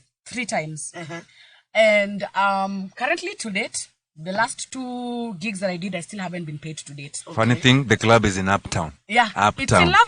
It's in Lavington. It's a very so rent. Unajua tu rent. It's in suburbia. Wanaezana. And so I hosted the first time. The second time I went to host, they had still not paid me for the first time.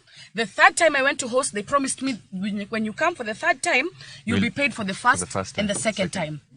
So the third time I went, they managed to eventually clear because they had paid me half and then half for the first gig.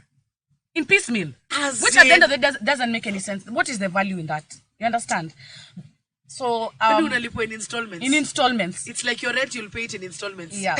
So I proceeded. We have a WhatsApp group for club hosts. Yeah. And I mentioned it, and there were a number of people in that group that were also had gigs in that same club. Yeah. Mr. Pepo being one of them. Yeah. And I think the day that I actually went and posted it, he was supposed to have the gig the next day. Saturday. He cancelled it because of my post. walitoa poster Yeah. and me I called them I screenshot Yeah. IG story yake Yeah. nikamwambia mimi I don't host in such clubs. Yeah. Hizi scandals niliacha fadhali nilale Yeah. kwa nyumba. Yeah. Fadhali nikae nilale. Well done for standing in Yeah. solidarity. He stood Well in solidarity Na with me. akanikola akaniambia and then Yeah. she called me nili cancel and this is how and uzuri wa kuwa super host ni hii. Una cancel gig hapa if a clubs inakutambua unawapigia hata kama uko kwa poster watakuita uende host. They'll still call you. So that day I cancelled gig ya hiyo club. Do you know what? Tunnel called me. It was on a Saturday. Saa 5. Si uliniona nikiwa Tunnel? Yeah. He didn't Na go. nika-cancel huko. He didn't Love go. it. He didn't go. Love it. And even to this date, I can tell you from the time I posted that post, there are a lot of DJs and hosts who pulled out from that club. As they should. Till this day. Up to date wako na host tu mmoja na unanga kwa poster kila time. And I even wonder whether A they guy, get that paid. guy hata nashangaa sana. How is he being Ladies paid? are not hosting that club. Yeah. People are not going in that club. I love nowadays. it. And these guys proceeded to threaten me on text message to tell me to pull down my post. And I'm like, is that a threat? Ili trend sana. Like it had reached Yeah, that yeah, yeah. point. Like, is this a threat now? Sasa wanamthreat sasa mimi pia the next day nimewacall nikawaambia na watu wananijua wanajua nilikuwa na I love that movie. energy because I'm like, I can match it. I'm like, oh, and then I'll screenshot your text to me. And With match the threat. and match. I'm like, any lawyers Yeah. who are willing to help me pro No, I bono? screenshotted Because I'm it. like, you're crazy. I screenshotted it and I shared it with our group for Yeah. hosts. So everybody was in the know. And much to my surprise, one of the employees came to another club that I was hosting on a Tuesday night and was telling me, Noni, please, just come back. I'm going to talk to the owners. They're going to clear your balance, please. We need you guys back. I was like, are you for real? Are you serious right now? When things have gotten worse. Because things have gotten so bad. Yeah, yeah. Hata utaki kurudi. Ukirudi uko pia watu wako wataona ulikuwa na wewe ni cheese. Like, are you? yeah. You understand? Yeah, yeah. Sometimes it's not even all about the money, Sandra. Let me not lie to you. 100%, Ukweli. I agree. The experience is what matters. Like, I'll tell you the club that I host on Tuesday night. For me, sometimes, even how much they pay me, I spend that money there that night. Yeah. But it's because of the vibes and the experience. Yeah, and yeah. how even the staff treat you. And Yeah, also yeah, to yeah. build your next event. To build your next event. And they see the 100%. value. Let me tell you, they see the value and Yeah. they definitely pour back into the people that they hire for the and you can tell. And you can tell. Yeah. So No, I love it. I absolutely love it. Any other disadvantage? One I said is not being given complimentary drinks. and food. Number 2 And is food, malipo. and number 2 ni malipo. Yeah. Number 3 which club I've ever had unaita host Amzinga goes for around 8-7k, right? Let's say, right? Uh-huh. Umekuja na crew yako, a club tells you ati kwa complimentary tutakupea 2000 only, so Right. you have to remove wewe compliment club inakutolea 2000, Yeah. you remove the rest 4000 5000 ndio ununue mzinga. And then they tell you, we'll pay you by 10%. We'll tell you, we'll pay you by percent. So, we imagine, ukuja hata uze, unajua kuna clubs hata ukiuza 20k, they'll still pay you the exact amount that you guys talked. Yeah. So, hii club amekukata hiyo complimentary, tena wakuja kuambia wanakulipa na percent, let's say 10%. So, ukimake hata 50k sales, kumaanisha, hata ile 5k ulitoa kulipa mzinga yako, kama wanakulipa 50k 10%, si ni 5k. Umeenda home na nini? No, but wait a minute. Okay, so Sandra, you know, Sandra. Sandra, I've experienced Sandra. this when you are on Hey. ground. No. I have experienced this when you've been on what ground. happened with yours is they gave you a budget. But that's the same thing he's talking about. No, this is different. All right. You see, if somebody tells you you've got a budget of 4Gs and they've got a bottle that they sell in that club of that amount, that's different. Because That's that ideally different. still comes with the complimentary. It's not what you want to drink, but it's what they're telling you they can give you. See what I mean? This is different because it's Umeona? it's not the top. You see, if somebody comes and tells you your budget is 8k, you can only take bottles in the club amounted to this. So you can either take your Smirnoff or utachukua Tanqueray. You see, it's still a complimentary, but it's limited. You can't take a VSOP NSE, which is 15k. 15K. You understand? Na But kuna- they've given you a set amount. And you as a But super to come host, and tell you, you as a super host, kuna venye umejieka. Kuna brands that you work with in terms of 100%. They charge a Gilbey's and you expect people to come and buy Mattel. Mattel. no, VSOP. 100%. But For now you see, my problem is now with what Jiranki has said. is what the club. Labda siku nimeshika hiyo part ya last. It's because you're telling him. They're not telling him. They're telling him your budget is 2K for a bottle. They don't have any bottle in that club worth 2K. So you have to add your own money. You're adding on top to buy a bottle. You understand? That's the difference. Because at least what your situation was, they were telling you this is your budget because they know there's 2 bottles they have on ground worth that amount. You understand? So that's different. You're not spending your own money. I see. This other place is telling you budget yako ni hiyo 2K, lakini all their bottles start at 8K. Wow. So by default, you're going to have to top up 6K. Okay. By default. And then who's the 60K? Or you take beers of 2K and hold. Then that's absurd. No, that club is tacky. Ziko na zina happen hadi saa hii. Ni venye sasa nataka kuzimention. Watu wanazimention. My host Erika Tefari is live. He's one among us, one of the top hosts. That is just unacceptable. Can you imagine? That is actually unacceptable. Utataka kurudi hiyo club kesho, utataka. Hiyo ni demotivation nyingine, umeenda home na roho ngumu. Wewe gari yako maybe unatoka sijui wapi, mafuta tu hata yenyewe. Hiyo I'm like that doesn't even make sense. You need to fuel. Tena ukuje ununue pesa yako as a host na unawaletea watu. Aje. It makes no sense. No, so that should be one of the key things you guys put there, that hospital, because it happens with artists. Yeah. Because you guys, if you're, whether you're not necessarily standing on a mic and singing, but you guys you're in the same category of talent. Mm-hmm. You know what I mean? So if an artist can send a hospitality rider and it's covered by whatever club it is, there's artists in this country right now who, when they go to a club, their hospitality rider is 3 bottles of champagne, 4 bottles of whiskey, CG 17 Red Bulls, I don't know what. To shop for how many hours? To shop for how many hours? Only 1 or 2. 45 minutes. Because it's based on performance. After 2 hours in Ngumu, 45 minutes. And that performance is not included. Because you cannot pay his performance. That's an extra That's fee. an appearance. An appearance only. So, and that's by default. Whether he'll and you see now what will happen is the artist is not going to drink all these bottles. We know. And then akuja na guy nyake wakuja hizo pombe zote za free watoke. The minute the last double has been poured, he's out. Sandra, I can back you up in that. Yeah. Before I started hosting, I was Naiboy's personal assistant. Yes. Yes. I've been doing those shows. So you have a whole rider. Zikuja hapo mnaleta gang, zikisha mnatoka. Tunatoka. And that's it. As it should be. As it should be. You guys are still being told to stay there. Till 4 in the morning. Till 4 in the morning. If you leave and go to another club, the club owner of that place starts catching feelings. Kesho, malipo inakuwa ni movie. Lakini you left at 2. I don't know. I'm like, bro. So even in terms of your time, you need to also now stipulate. You know what I mean? Because artists will say, I'm charging you X amount for 45 minutes. I'm charging you X amount for 60-minute performance. Yeah. You guys need to do the same thing. So you say, I'm charging you X amount for 3 posts the week. Marketing. 2 on my timeline, 1 on my Insta story. Then I'm going to charge you for the hype. For the hype. Yeah. On ground on the day with posts. And I'm going to do a minimum of, let's say, 6 Insta story posts that day. Yeah. Right. And this is the amount, and I'm going to be there from the hours of 10 to midnight. Yeah. Should you want me to stay longer, you are going to have add-on my drinks. And my drinks. You understand what I mean? Yeah. And a 10% of my original fee on top of that. So if you're charging 50K, you want me to stay on until 2 a.m., you're topping me up 5K plus an extra bottle and complimentary. Exactly. You understand? To start putting it, because they can do it. Because Sandra, easy clubs zinaingiza doa, tuwezi danganyana. Of course. I mean, for them to survive for this long. Of course. For a club even to go for like 5 years, 4 years, kumaanisha inaingiza doa. So hata kupea host hizo mzinga mbili, and you've been performing. Those bottles, they can get them for free from the respective brands. Exactly, imagine. Or at cost price. Literally, do you understand what I mean? So they're putting you guys, even for that club to be telling you 8K. I'm like, you see, it's different if they came and told you, okay, see what you're buying VSOP from the supplier at 1,500. So nakupatia 2K. So you'll buy the mzinga from us ideally at cost price, and then you buy your own chasers within that 2K. Yeah. Sour. That's fine. But at least I'm drinking what I normally drink, and it's not money coming. The club has appreciated the effort. You understand? Yeah.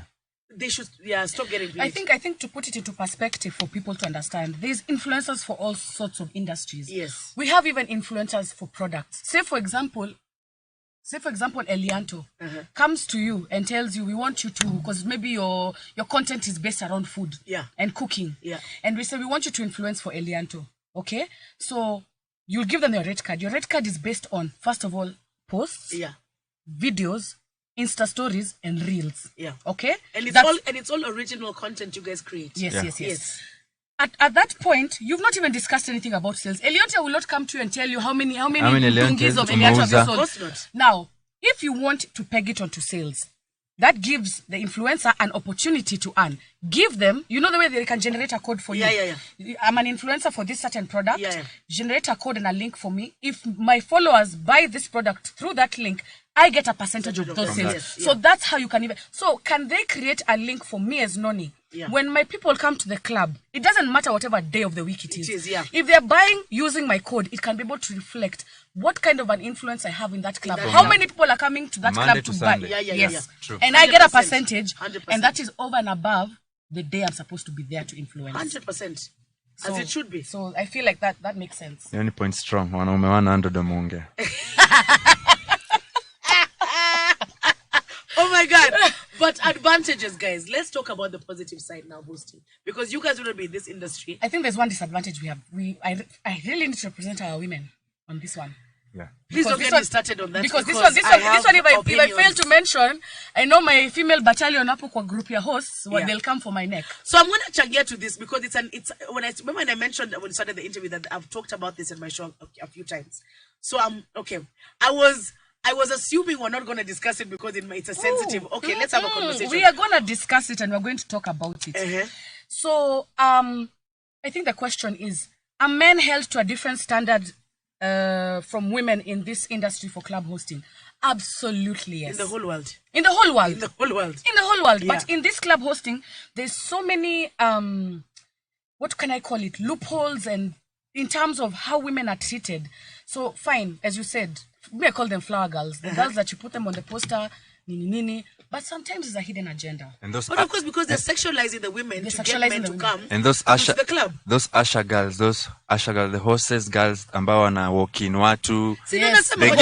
They get treated very bad. Very bad. It's very bad. And it's because and that I can tell what because the clubs are doing, what the club owners have done by doing so, is they've gone back to the usual way of not considering that there's a thought process behind a female host's brand.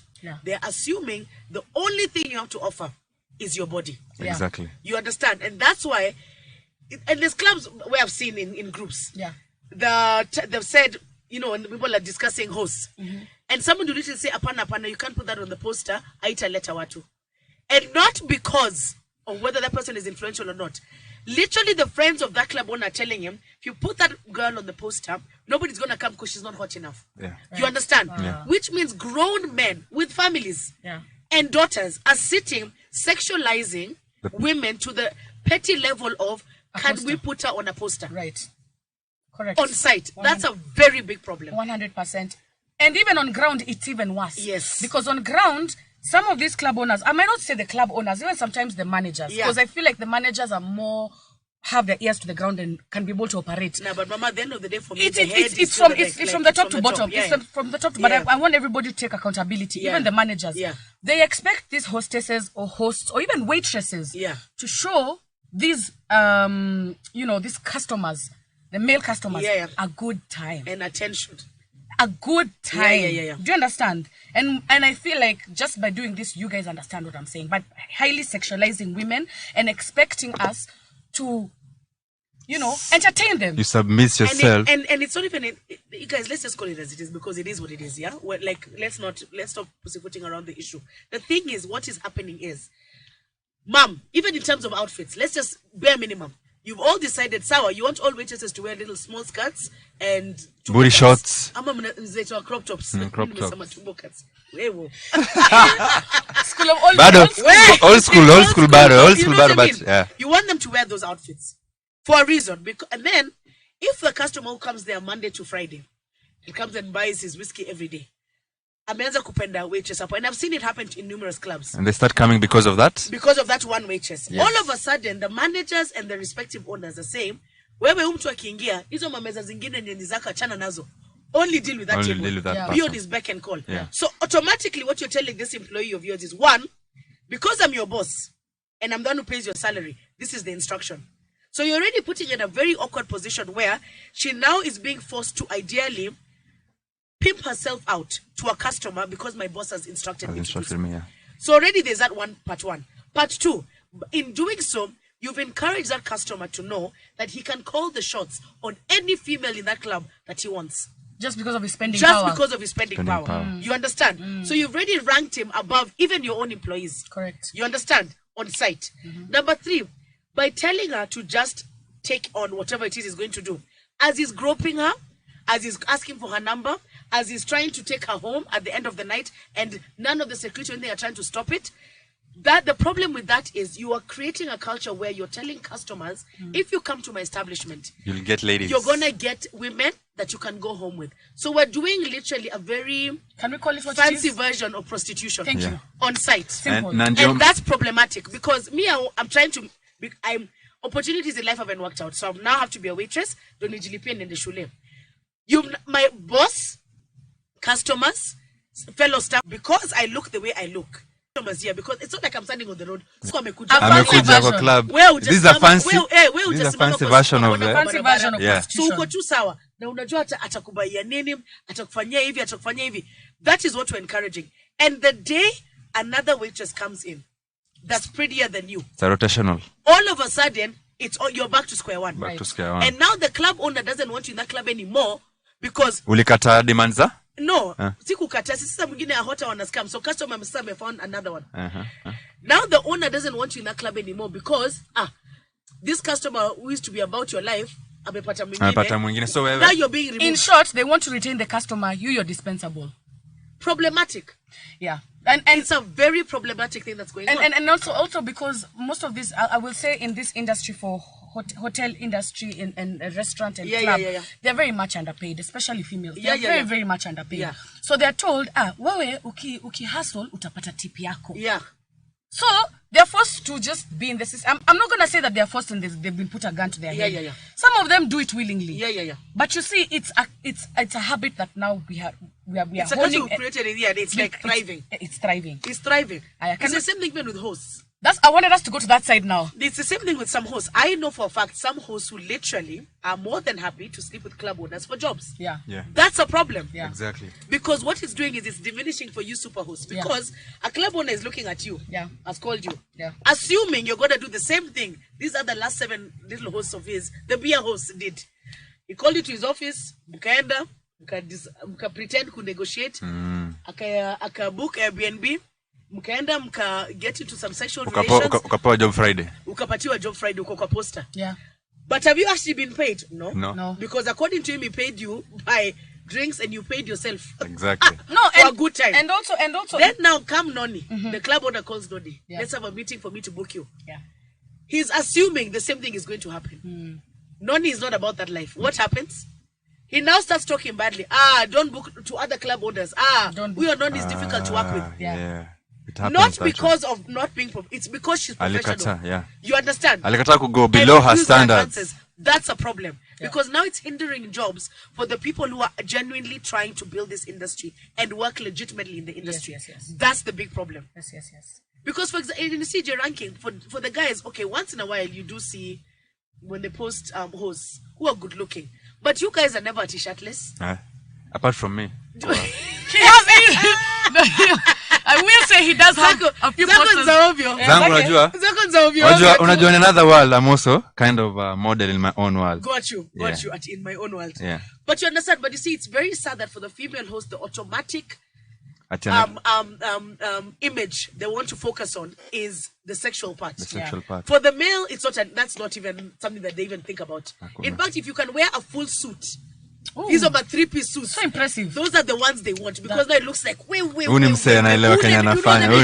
But they munaambia okay nitumie picha. Alafu utume picha ati umevaa suti sio official nini, they don't like that. No, send us other pictures like it nicer clothes. Instead of you understand, then when the Chile start sending posters of her in a bikini top, I don't know, a skirt that you don't even understand why it has a slit because already it's not even a skirt. Right. The minute atume hivyo, hiyo ndo poster mtu anataka kutumia. Yeah. That's a very, very huge problem.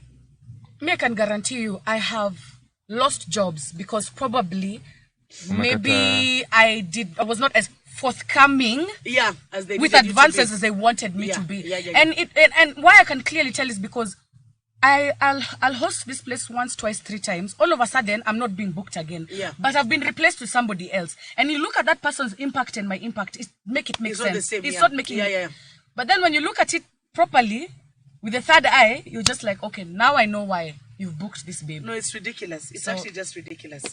Just terrible. So that's another thing that we're going to address in the association. Okay. And we will also be calling out hosts who have that behavior. Okay. And they'll be blacklisted in our association. Agreed. If clubs want to work with those hosts, despite us as the association blacklisting those hosts, that is up to them. Yeah. But for us as an association, we'll be like, that is not how we conduct ourselves. Yeah. If you want to continue being a member of this association, you have to handle yourself with a certain decorum. Decorum, yeah. Simple I as. agree. Yeah. Love it. Because also just for safety. For me, it's just for safety as well. yeah. Because getting into those kind of spaces as young girls who are getting into this industry is really a big issue because it's damaging to the society. And in as much as we can say yes, but the girls are participating, the owners of the clubs are old enough to know what it is they're doing. You understand? So just out of safety, because using young girls to that extent and being passed around a group, you know, from the owner to the co-director and to these the girls manager, are young, Sandra. These terrible. girls Yes. are young. Hosts nowadays are 20, 21, 22. But that's when you see this They're is why so this has young. been a recurring issue for me, because when the ones that I've known about, it traumatized me to imagine. I'm like, you've not even finished university. They're so young. You've not even finished university, and in one weekend, you book clubs tatu, umepita na watatu in the span of 2 days. Like they literally live with their parents still. It is horrible, is what it is. So it's something that definitely needs to be addressed. Dark times. Yeah. So now, advantages before we wrap up. I feel like for me, I've made a lot of friends. Okay. Networks, connections, and for other businesses. I would say for me personally, coming 2023, I want to get more into the space of events. Okay. As opposed to just club hosting. Okay. And it's more of like a lateral move, but there's opportunities to make bigger Steps. Make more money. Okay. You understand? Okay. Because there you can be able to create the narrative for yourself. For in yourself, terms of you can curate your own event. Yeah. You know, I've tried to do some in the past. We have, Sandra, you and I. Yeah. But I feel like come next year, I really want to go hard on that. Okay. Yes. Okay. Yeah. So basically just networking and meeting people who can give you, better opportunities in this industry. Got it. Yeah. And for you? Advantage. For me, it has been easy because I'm a super host. Okay. Hauna mashida. Unaishi poa, bro. Unaishi poa. Must be nice. Oh my God, I love it. Advantage ya pili naweza tu back up what Noni has said. Opportunities, growth. Na, different clubs have different crowd. Of course. Pia ina depend una host wapi. Yeah. You can't be hosting Gemini. Host Thika, expect utagrow. Brand. Yeah, but that's what Ukweli. Noni was saying earlier about your brand. Once you understand what your brand, and once you determine what your brand is trying to achieve and who you are as a brand, you will position yourself accordingly. Yeah. Because it's the same thing that we have even with influencers. A guy today is pushing Indomie. Next week, and push tissue paper. Week 3, he is now pushing, some soda. Even you as a follower, you're confused. You're like, bro, nikifika supermarket, what am I supposed to be supporting you on? Yeah. You understand? It's like, what's happening? Yeah. It's the confusion is too much. Yeah. You know what I mean? Yeah. Midway through, you're telling us about trust condoms. Hold up. No, it's too much. It's too much. It's too much. You know what I mean? And it's all that thing of taking money where it comes from. Problematic. Correct. Massively problematic. Yes. It does zero. It has zero effect. I won't lie, the money is good, but at the end of the day, there's no longevity if you do not structure your brand properly. Yes. Because these tissue papers and so will only use you for a certain amount of time. It's a 3-month window. Once that campaign Then is move on to done, the next person. Now move to the next person, yeah, true. But mimi sasa nimekamali nikisema ule Noni wa matishu. God forbid. Alrighty. So to wrap up, what are you guys' residencies, for lack of better words?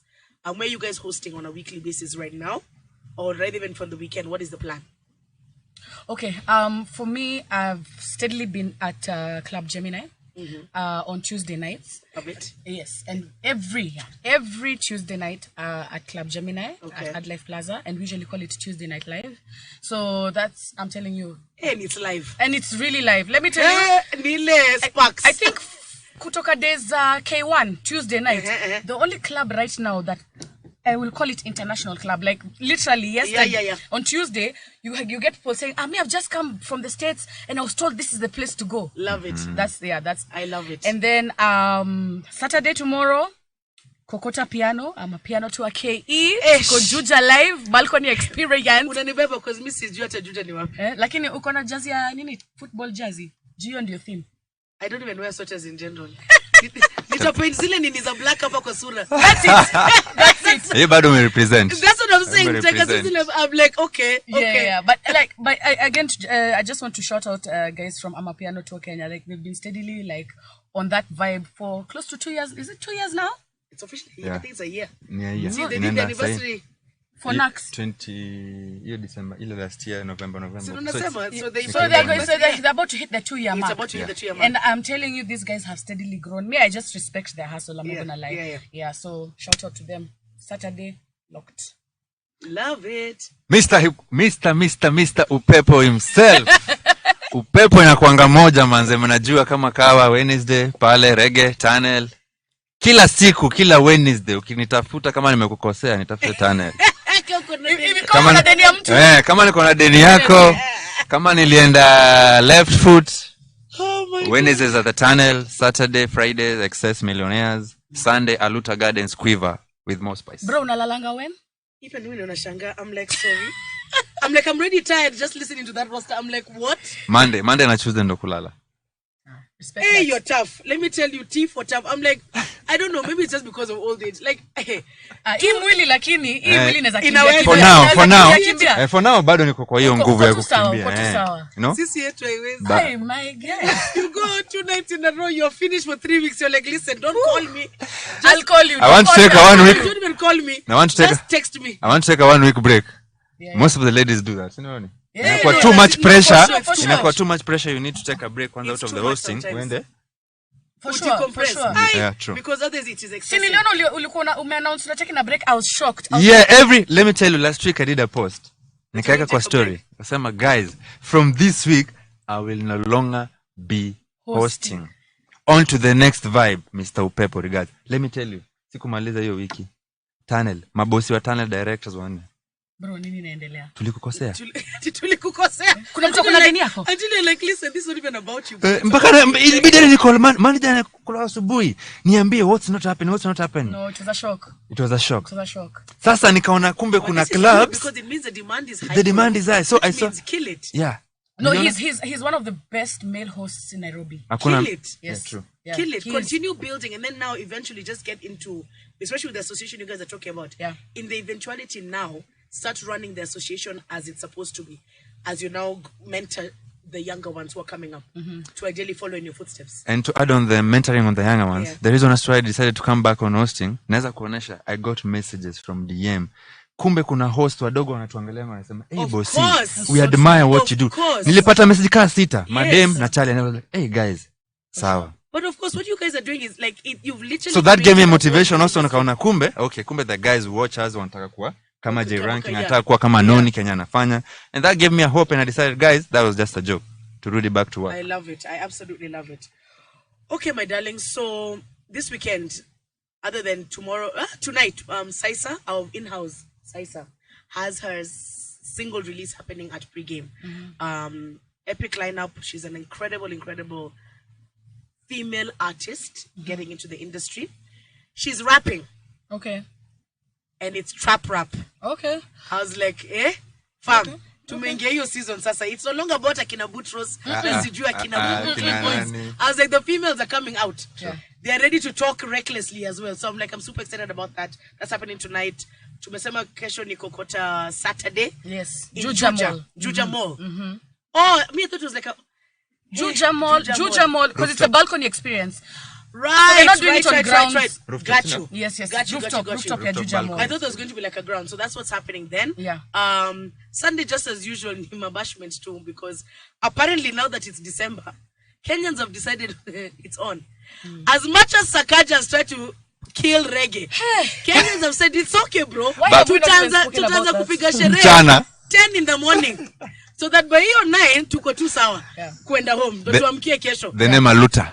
Do you understand? Which means, but then you said you're introducing something on a channel on Saturdays. Yes. Saturday morning drive between 5 a.m. to 6 p.m. So ukitoka club, kama ukitoka excess Friday, channel unakuja unaendelea na Aluta yako polite kama hujisikii kulala. So Aluta is no longer at on a Sunday morning. Hata Saturday morning tunafanya. I love it. Setting themselves aside. And it's working. I like that. I would think it's working because ile pressure ya church on Sundays ya watu ilikuwa Sunday.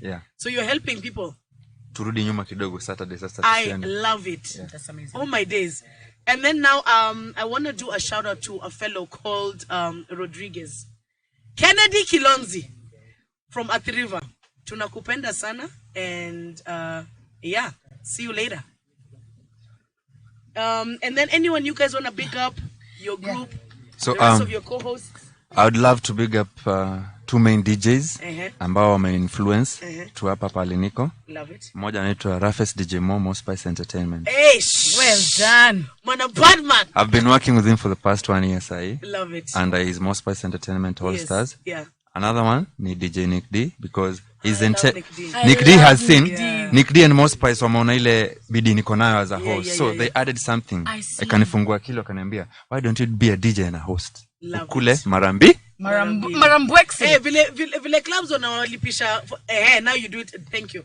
I come with my people from saa 2 hadi saa 6. Saa 6 naingia kwa machine. Got it. They've been mentoring me so much. Love it. I love it. Na motivation from Noni, my super host hapa pia, big up. It's good to have some lady anakupush, anakuchallenge, challenge. Having a woman who's got her head right in your corner is a win. Noni challenges most of the host huku Nairobi. As it should be. Below your standards, haiwezi. Tuna live above our standards. We're trying to level up, my guys. Tulipitia corona. Kindly. We're not trying to go back to craziness. Noni, anyone you want to big up and shout out? I think I have 3 people I want to big up. I want to big up Naomi Nganga. She's been a mentor to me even before I got into this space of influencing. And I remember during COVID, when we had curfew, I was her brand manager and stroke PA and just her friend overall. We used to do everything together. Life was tough at that time. Businesses hadn't opened up. And I feel like she mentored me to be in this space for entertainment. So I really have to give it up to her. And then definitely DJ Rickmo and Spakinderu, my Waza committee peeps. I love them. Once again, Afro King and Spakinderu, they call him Fat Boy. It's your boy Fat Boy. Get the strap. I love it. Those guys, I love the vibes. No, those guys are my people. Oh my goodness. Those are my people. I love that. Yeah. Okay, my darlings, thank you so much, you guys, thank you for all the insight. I hope I'm going to follow up on this Toro. And please let your hosts in the group know. If there's clubs you guys want us to do the name and shame, I'm literally going to make it a feature. We're ready. Send through. I'm not going to mention the names of the hosts. Anonymity. Or whatever. I'm just going to say X club, mnachoma, mulifanya hivi na hivi. This is not on. You understand? Yeah. From there they can do that information as they please. But we're just hoping that it's going to help people do better. You know what I mean? Yeah. I think we'll do you one better. We will add you in that group. Let me tell you, as you said, you're a member of so many groups. Yeah. And it's not necessarily for you to participate, but that information is also very vital. So instead of, like, it being reported to you, you'll be there, you see everything for yourself. We shall add you in the group. As we wind up, Sandra, kidogo ni add to, ningetaka Noni, you know that those clubs zinakumotivate. Zinakupea reason to wanna continue work there. Yes. I'd love Noni to mention one ambayo ni poa ku appreciate because we are here because of them today. Yes. I'd love to appreciate Tunnel, Mombasa Road. I would love to appreciate Gemini. Shout out to Mash, my boss. Amazing guy. Always open to any crazy ideas that I have to make my night better. When he's looking at you like you the craze. Well, I am the craze, eh? No, big up to Club Gemini. He's like, who never many message ameniambia nini? Okay. Yes. And big up to Icon Radio. Icon Radio. Alright guys, we're gonna get into some jams. Mwenjei bashment yenyu weekend. Msichome sana. Do not call your exes. There is enough diaspora in the market right now. New blood is in town. Please kindly. Belmpia. Please, Belmpia wameingia mbaya. Na ni wasafi. Iko pale ni wasafi ni watu wa dav. Ni watu wa dav. Iko pale. Na sile dav ya industrial area. Ni dav ya Minnesota. So tutafute pesa ya snacks, pombe na massage.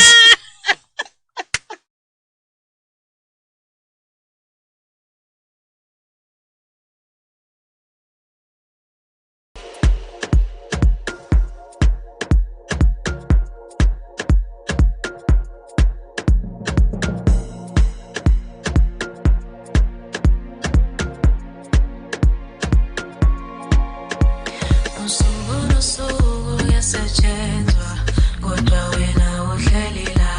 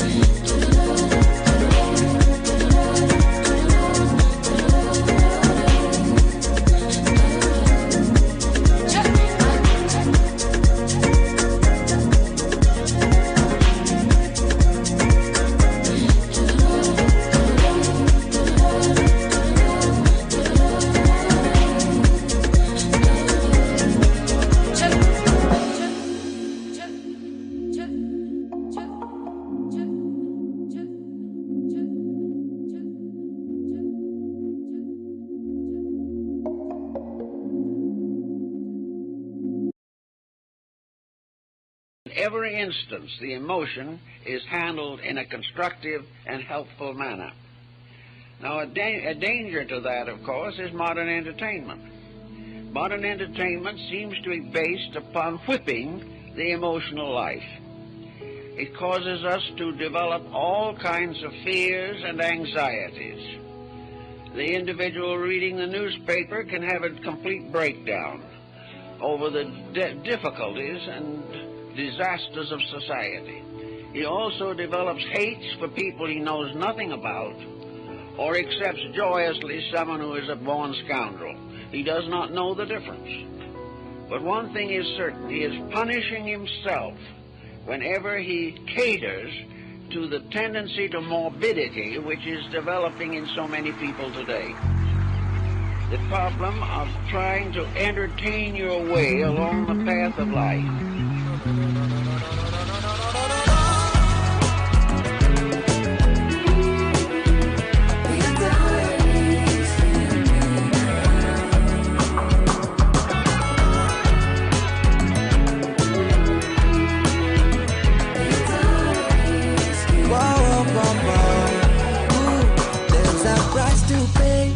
These lessons we learn with age. We will lose some on the way. Thank God if we see another day. Baby, all I pray you'll find your faith in this place. We gonna live all day, living day by day by day by day, day, day. Pole, pole, pole, pole. The anxiety is killing me now. I'm gonna need you to hold me. Please don't control me. The anxiety is killing me, love. Killing me, so take over me. Good energy all over me. Always take over me. Good energy all over me. Always. I'm just a man, always do what I can. Ukapindua system, ukanifanya victim, umeniweka on the other side of the gun. Siwezi piga densi, umetwisti my arm. Savara ukiwa chini usibaki kwa flow, cause everybody say a man is gotta be a man, no no. Nimejipata tarwalo. Nipeleke pole pole, pole pole. The anxiety is killing me now. I'm gonna need you to hold me. Please don't control me. The anxiety is killing me, love. So take over me. Good energy all over me. Always. So take over me. Good energy all over me. Always.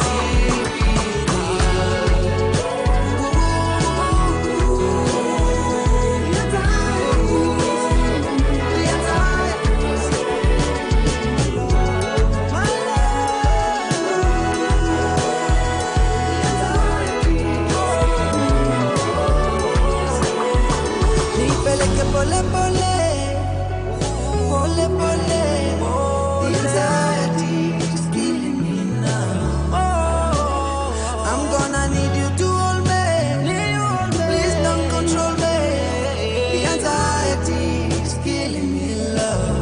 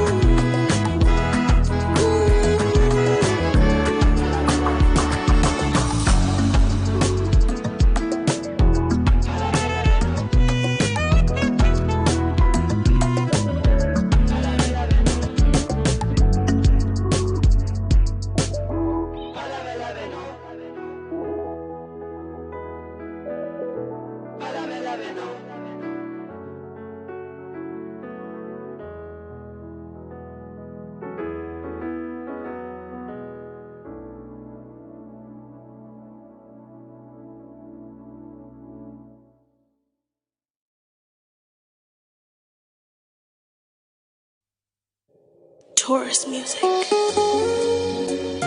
Woman, you make me feel like 1,000 shillings. See your coins but naughty. Me, you, minus tie, shirt in a coaty. Heaven, floating, hoping I may make you feel like a lady. Oh yeah. Nataka munifunze adabu.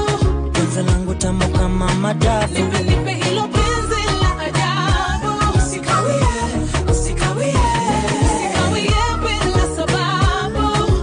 Songa karibu yangu mami. Nifunze adabu. Usinipimie, usinipimie.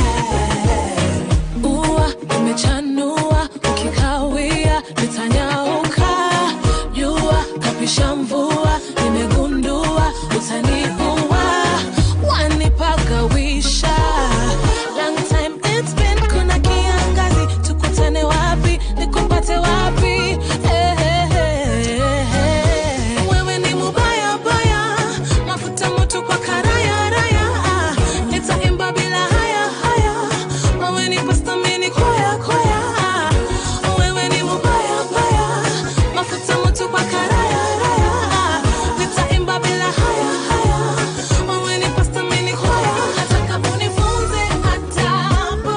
Penzi langu tamu kama madafu. Nipe hilo penzi la ajabu. Usikawie, usikawie, usikawie bila sababu. Songa karibu yangu mami. Nifunze adabu. Usinipimie, usinipimie. Mpenzi ukanguta vipi? Let me talk to you for a minute, cause lately I seem not to be. Wanifanya na kwa za kishenzi. Wanifanya na isini kama nauka na maji vugu vugu. Yani ngumise tenga kwa ukuta. Hey, kizunguzungu. It's been a long, long time since I felt this way, and I've been longing and waiting to see your face.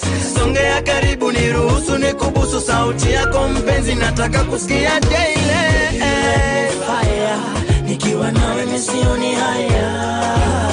Mambo yote sawa, siwezi kuacha hata na dawa ya muganga. Baby you light me fire, nikiwa nawe misioni haya. Mambo yote sawa, siwezi kuacha hata na dawa ya muganga. Adabu. Penzi langu tamu kama madafu. Nipe